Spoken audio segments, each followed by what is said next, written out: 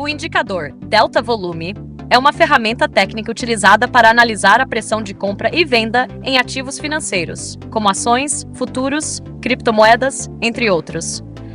Esse indicador visa identificar desequilíbrios entre compradores e vendedores em um determinado período, fornecendo insights valiosos sobre o comportamento do mercado e as tendências de preço.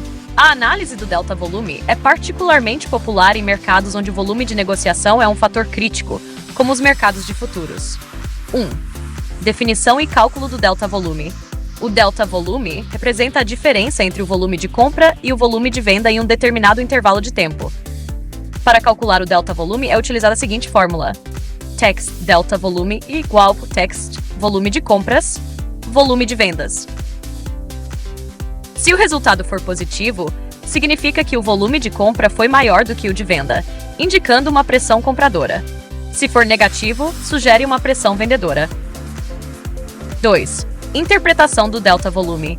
A interpretação do delta volume envolve observar a variação do volume para entender o interesse comprador ou vendedor no ativo. Delta positivo, pressão compradora, indica que o volume de compras é maior que o de vendas, o que geralmente sugere que os compradores estão no controle e o preço tende a subir.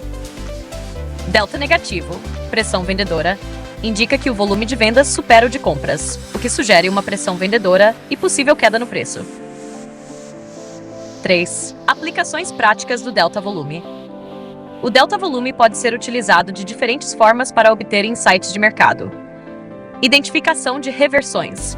Mudanças repentinas no delta volume, como a transição de valores negativos para positivos, ou vice-versa, podem indicar possíveis reversões de tendência. Confirmação de tendências. Um delta volume consistentemente positivo em uma tendência de alta, por exemplo, pode confirmar a força da tendência. Detecção de áreas de suporte e resistência. Níveis de preço onde o delta volume tende a inverter, ou seja, onde compradores ou vendedores assumem o controle. Podem indicar zonas de suporte ou resistência. 4. Diferença entre volume total e delta volume.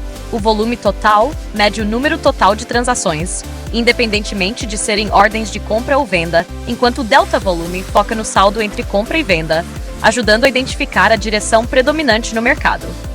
5. Exemplo de uso. Em um gráfico de candles de 5 minutos, pode-se calcular o delta volume para cada candle.